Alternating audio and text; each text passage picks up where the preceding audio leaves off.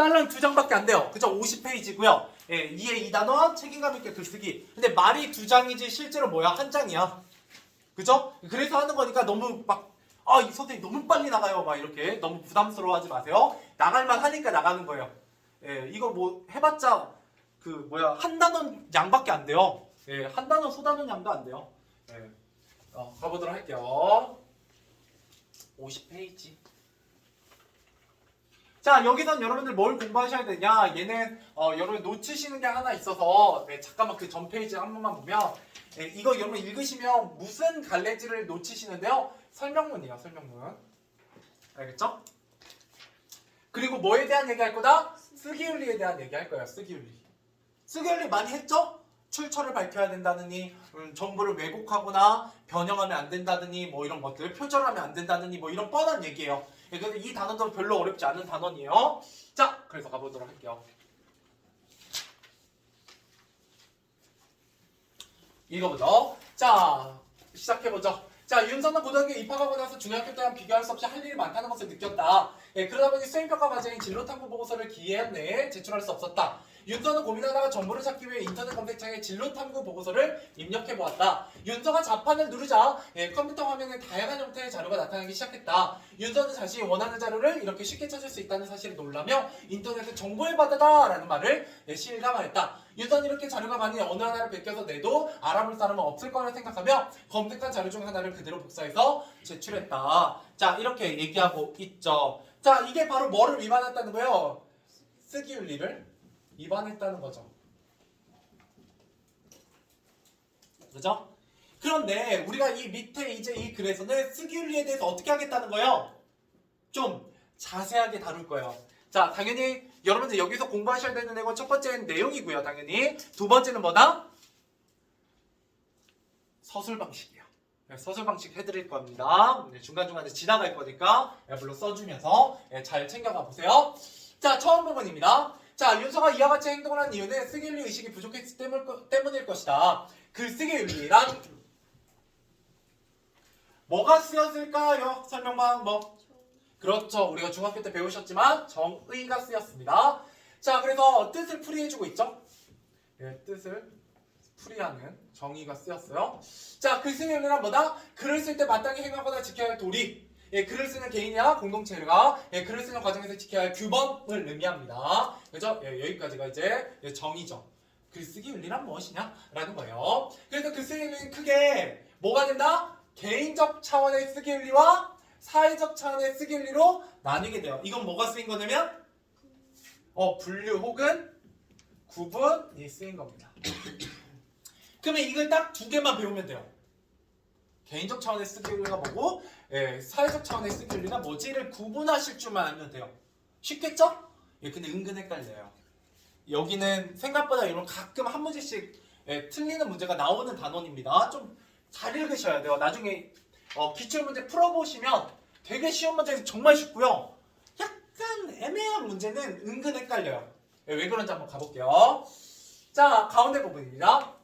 자, 먼저 개인적 차원의 쓰기윤리는 무엇인지 알아보자. 그래서 개인적 차원입니다. 자, 개인적 차원의 쓰기윤리는 역시 정의가 나와 있죠. 정의. 자, 자신의 경험이나 생각을 저짓으로 꾸며 쓰거나 과장하지 않고, 자, 거짓, 과장, 그죠? 뭐 이런 것들 어떻게 써야 된다? 진실하게 글을 써야 하는 도리입니다. 그러니까 만약에 거짓으로 쓰거나 과장되게 쓰면 그게 뭐를 위반한 거다? 개인적 차원의 쓰기윤리를 위반한 거예요.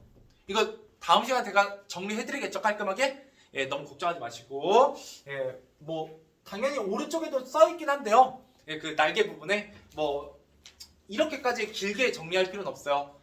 더 짧게 해드릴 겁니다. 자, 그 다음에 사람들이 글을 쓸 때 자신의 경험을 꾸미거나 과장이죠. 과장하여, 그죠? 거짓이나 과장하여 더 큰 감동을 이끌고 싶은 유혹을 받는 경우가 있다. 그래서 자신이 경험한 적이 없는 일을 그죠? 거짓으로 꾸며 쓰기도 하는데 이처럼 다른 사람에게 듣거나 자신이 상상한 이야기를 마치 직접 겪은 일처럼 표현하는 것은 비윤리적 행위다. 그죠? 그러니까 뭐한 거 자신이 경험한 적 없는 일이나 아니면 다른 사람에게 듣거나 자신이 상상한 이야기 이런 것들을 쓰는 게 바로 뭐다? 개인적 차원의 쓰기 윤리를 위반한 거다라는 거예요.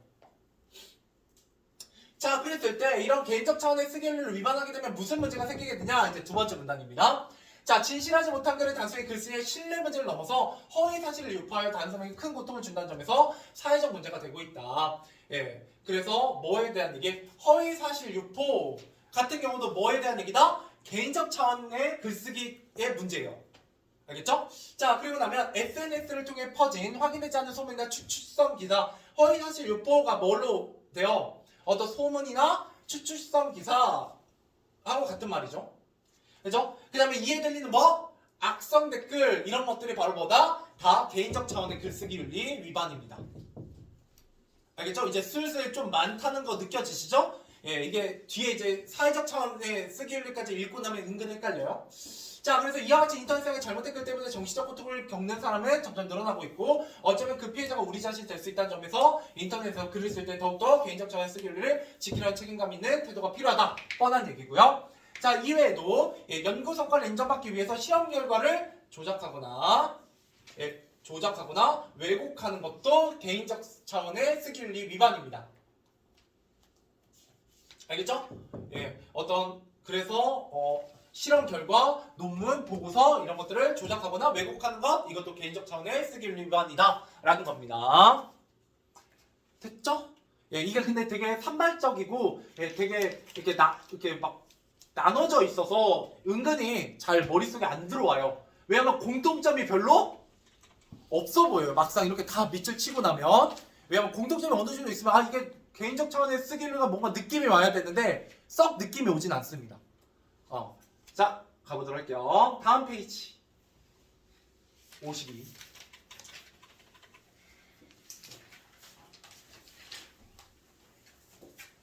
자, 사회적 차원의 글쓰기 가보도록 할게요. 그러다면 이제 구체적인 예시가 되게 많이 나온다는 걸 볼 수 있습니다. 자, 그래서 사회적 차원의 글쓰기가 무엇인지 알아보자. 사회적 차원의 글쓰기란 역시 정의가 쓰이고 있고요. 전체로 예시예요. 자, 다른 사람이 창작한 글이나 연구자를 허락 없이 베껴 쓰는 거. 허락 없이 베껴 쓰는 거. 이게 바로 뭐예요? 표절이잖아요, 표절. 표절은 사회적 차원의 쓰기 윤리 위반이에요. 이렇게 얘기하면 좀 머리에 들어오죠? 근데 그거하고 상관없이 남의 거를 마치 내 것처럼 쓰면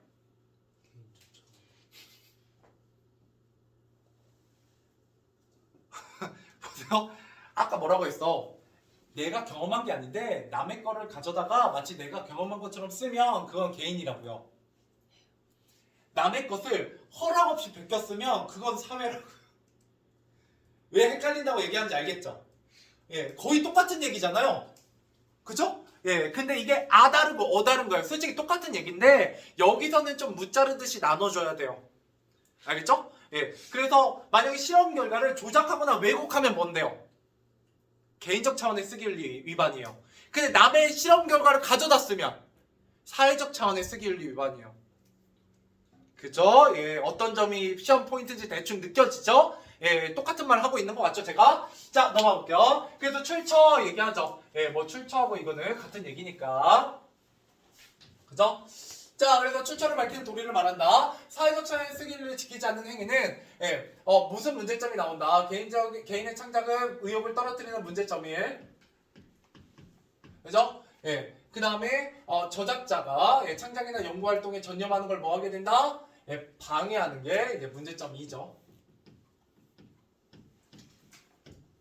자, 그러고 나서 이제 창작 의욕이나 활동에 전념하는 걸 방해하는 거에 대한 얘기가 나오게 됩니다. 구체적인 예시로. 자, 글쓰기는 매우 고통스러운 작업이다. 미국의 유명한 소설가인 어니스트 헤밍웨이, 노인과 바다라는 작품을 쓴 그리고 또 무기여자일 거라 뭐 이런 작품을 쓴 결말을 47가지나 써보고 나서야 결말을 정할 수 있었다고 한다. 그리고 영국 작가인 버지니아 울프는 첫 소설 출연을 완성하는데 7년이라는 시간이 걸렸다고 한다. 이러한 창작의 고통에서 벗어날 수 있는 가장 쉬운 방법이 바로 표절이다. 표절은 작가의 고통스러운 작업으로 탄생한 영혼이 깃든 작품을 순식간에 나의 창작물로 둔갑시키는 행위다. 이 얼마나 달콤한 일인가. 하지만 이렇게 저작권을 침해하는 표절 행위는 마치 훔친 물건을 처음부터 자기 것이냐 사용하는 것과 무엇이 다른가? 자, 이건 뭐예요? 자문자답인가요? 아니고요. 그죠? 서리법인가요? 서리법이라고 볼 수 있죠. 무엇이 다른가? 다르다, 다르지 않다. 다르지 않다. 예, 잘못이다 라고 보시면 되겠습니다. 이거 진짜 질문하는 거 아니잖아. 잘못됐다고 얘기하는 거잖아요. 그죠? 그러니까 얘는 서리법이요. 그러니까 서리법은 질문을 통해서 내가 말하고자 하는 바와 좀 반대로 일부러 질문해요. 그리고 대답을 요구하지 않아. 그죠? 예, 무엇이 다른가? 다르지 않다. 그러니까 잘못이다. 이런 말을 강조하는 강조법입니다. 서리법은. 자, 계속 가보죠. 자, 실제로 사회적으로 꽤 알려진 사람이 다른 사람의 논문을 표절하여 부정한 방법으로 학위를 취득했다가 망신을 당하는 일이 종종 발생하고 있다. 이는 표절에 대한 우리 사회의 사회적 윤리의식이 그만큼 부족하다는 것을 보여준다.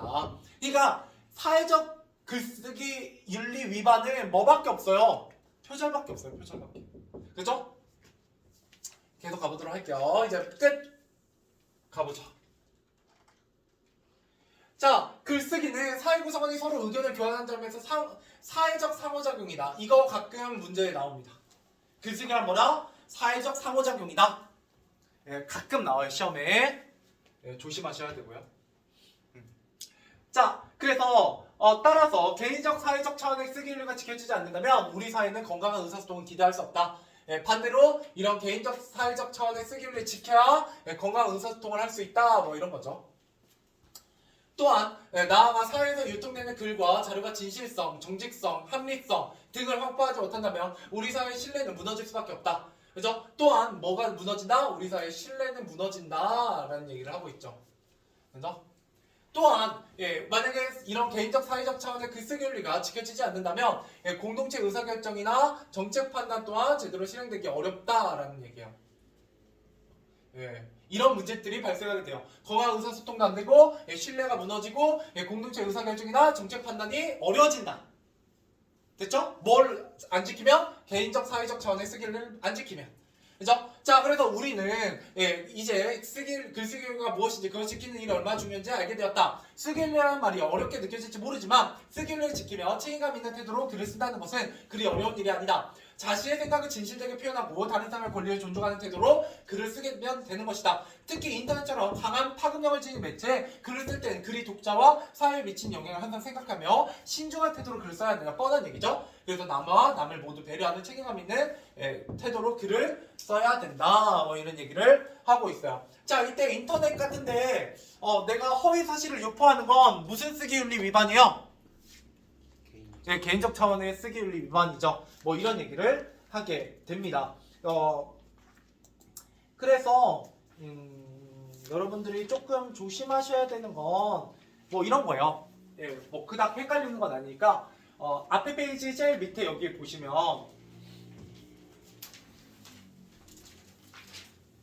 오히려 예시보다는 문제점에서 좀 여러분들이 헷갈릴 여지가 있어서 자, 개인적 차원의 쓰기를 위반하며 4번 왼쪽이에요. 신뢰를 잃게 되고, 그죠? 고통을 주게 된다. 그래서 뭐 소문이나 추측점 기사, 악성 댓글 이런 것들을 얘기하고 있죠. 그죠? 자, 그리고 다시 오른쪽 밑에 보면 다음 페이지에 여기 8번 왼쪽에 보면 위에 있죠? 자, 사회적 차원의 쓰기를 지키지 않으면 창작 의욕이 떨어지거나 전념하는 것을 방해한다 이런 얘기를 하고 있죠. 그래서 문제점이 이것도 좀 확실히 다르죠? 개인적 차원의 쓰기윤리의 문제점과 사회적 차원의 쓰기윤리를 지키지 않았을 때 문제점의 차이가 좀 확실하기 때문에 이렇게 확실한 차이점이 있는 내용들은 대조해서 문제에서 자주 출제가 되는 편입니다. 알겠죠? 네. 이게 다예요. 이해 1단원, 이해 2단원 이게 답니다. 그래서 실제로 뭐 안 하고 그냥 여러분 기출문제만 몇 번 돌려봐도 2단원은 굉장히 금방 여러분들이 풀 수 있는 단원이라서요. 이렇게 좀 빨리 해봤고요. 여기까지.